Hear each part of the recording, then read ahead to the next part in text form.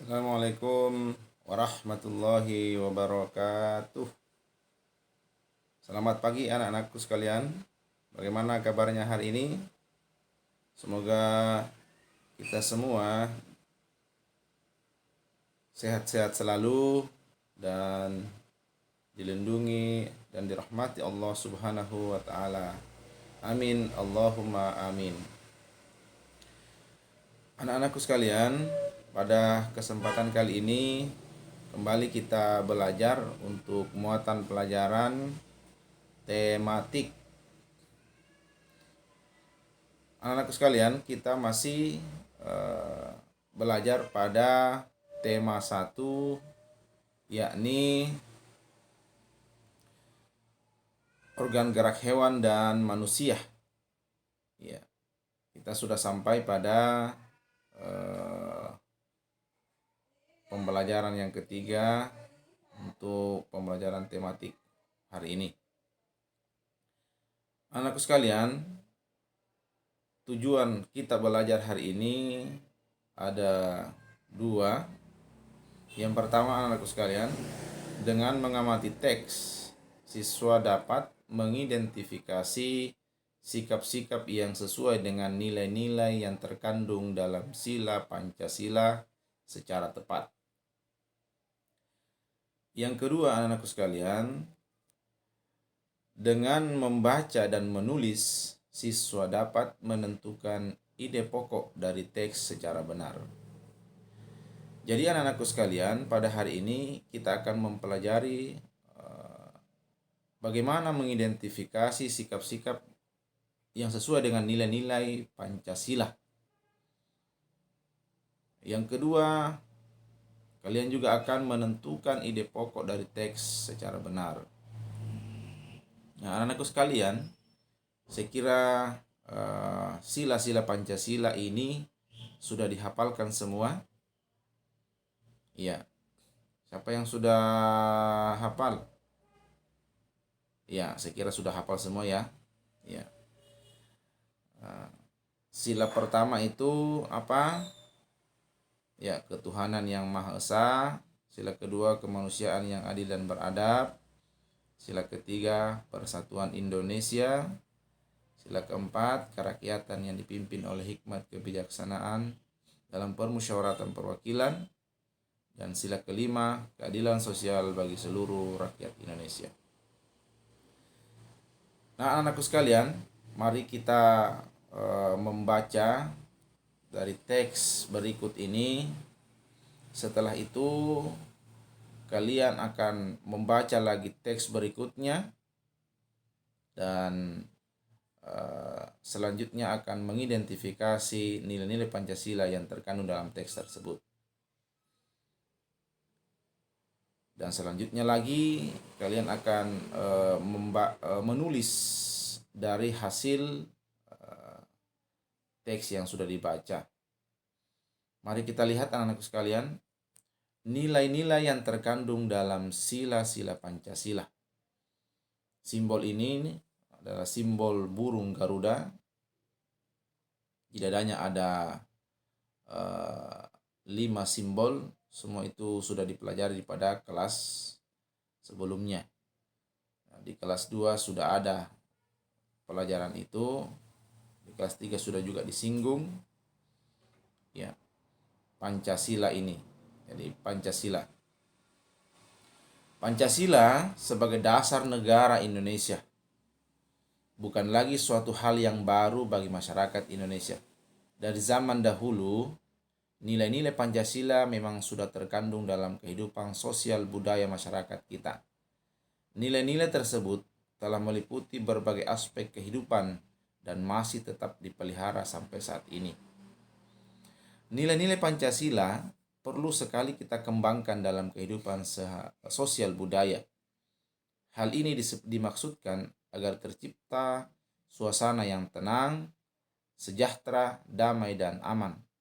Tanpa nilai-nilai tersebut, kita tidak akan dapat mencapai semua itu.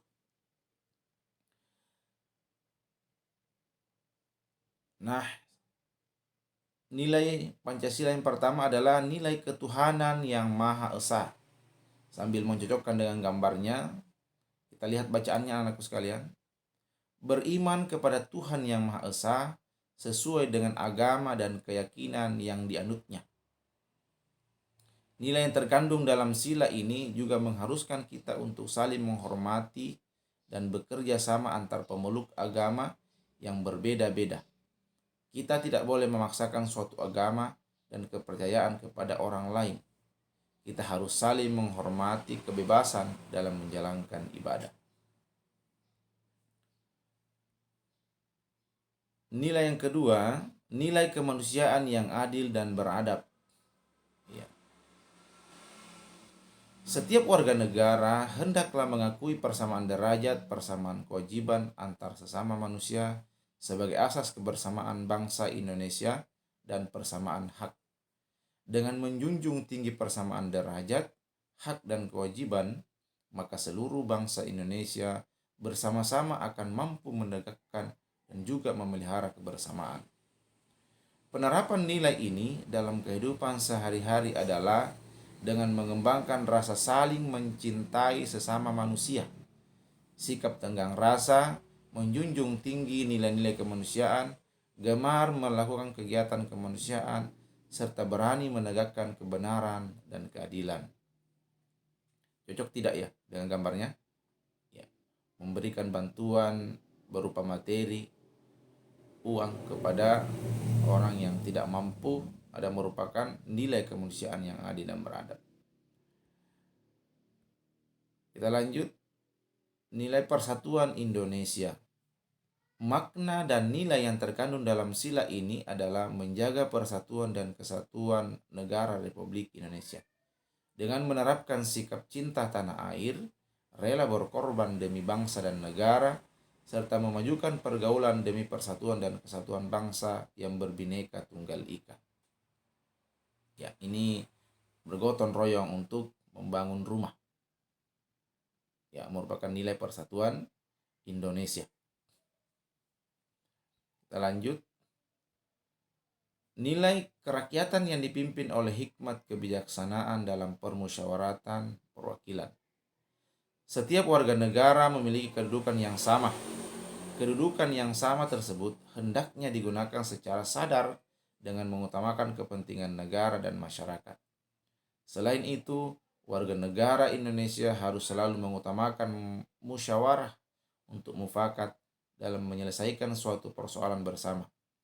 Penerapan dalam sikap sehari-hari adalah dengan mengutamakan kepentingan umum di atas kepentingan pribadi dan golongan.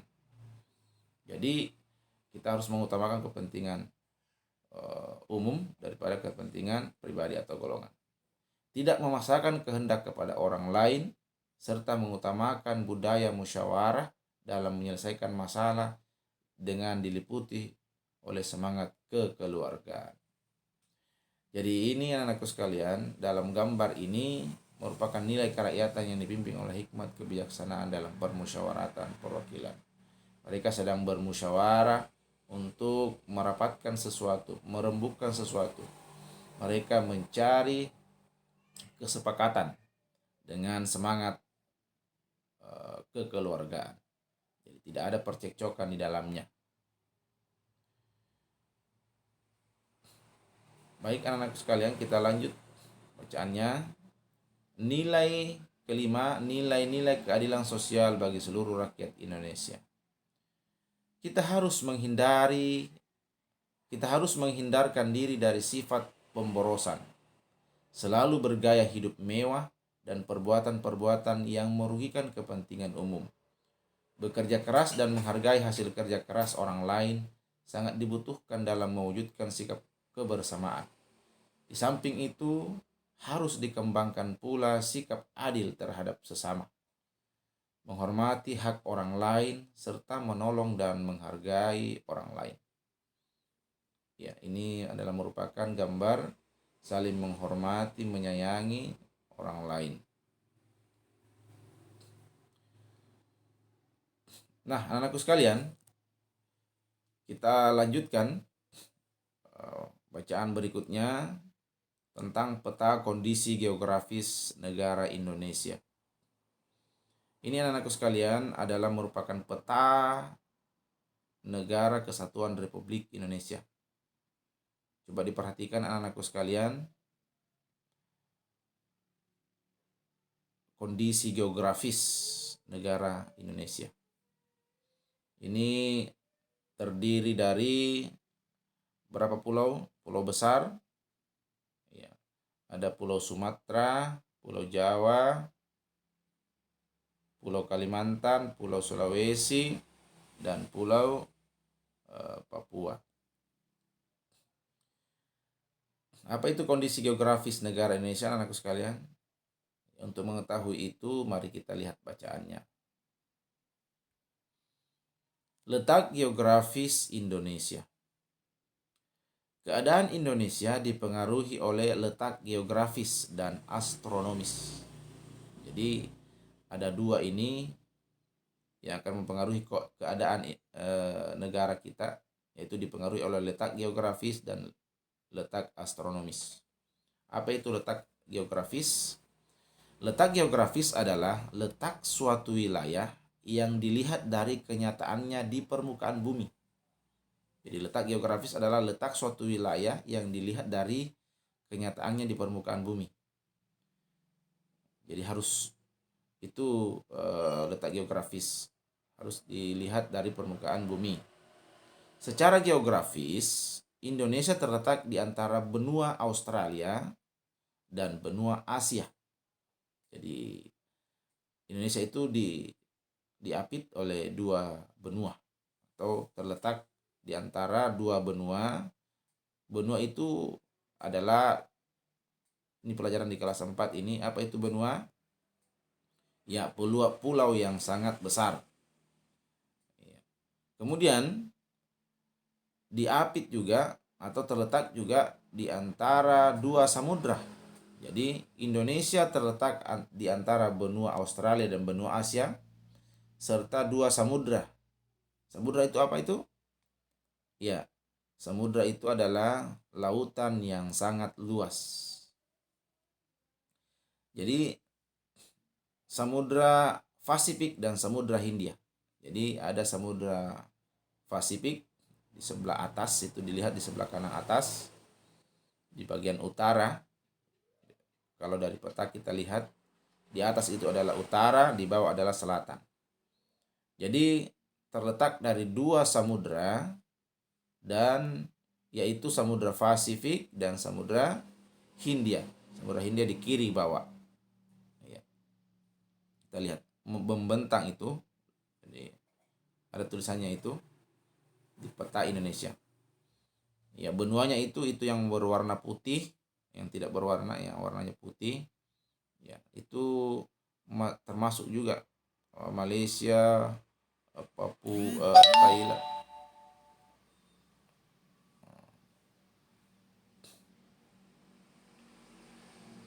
Kita lihat anak sekalian, jadi Samudra Pasifik dan Samudra Hindia. Batas wilayah Indonesia berdasarkan letak geografisnya adalah sebagai berikut. Sebelah timur itu berbatasan dengan Samudra Pasifik dan Papua Nugini. Sebelah utara Selat Malaka, di sebelah utara itu di bagian atas. Jadi sebelah timur di sebelah kanan. Jadi sebelah timur itu ada Samudra Pasifik dan Papua Nugini. Ya, Papua Nugini itu yang berwarna putih, di belakangnya Papua. Sebelah utara itu di atas itu ada Selat Malaka, Laut Andaman, Laut Tiongkok Selatan, Laut Sulawesi, Samudra Pasifik, dan Malaysia Timur. Jadi boleh dicocokkan dengan peta kalau ada di rumahnya. Sebelah barat yaitu berbatasan dengan Samudra Hindia. Ya, ini di sebelah barat. Di sebelah kirinya peta. Di sebelah selatan berarti di bawah. Ya. Jadi berbatasan dengan Australia, Samudra Hindia, Laut Timur, dan Laut Arafura.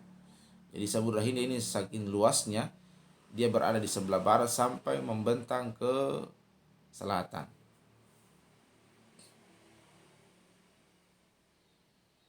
Ya, anak-anakku sekalian, kita lihat lagi apa itu letak astronomis. Letak astronomis adalah letak suatu wilayah yang dilihat dari posisi di garis lintang dan garis bujur. Jadi letak astronomis itu dilihat dari letak yang berdasarkan garis lintang dan garis bujur. Apa itu garis lintang? Kita lihat bacaannya lagi. Garis lintang adalah garis khayal yang melingkar secara mendatar di permukaan bumi. Iya. Jadi dia melintang di permukaan bumi dan membagi dua. Jadi garis lintang itu membagi bumi menjadi dua belahan, yaitu belahan utara dan belahan selatan. Jadi itu pada petanya ada garis lintang. Garis lintang itu membujur dari barat ke timur. Ya, itu ini. Jadi horizontal. Ya. Itu garis lintang. Semua itu garis-garis horizontal itu membujur, membentang dari barat ke timur, itu garis lintang.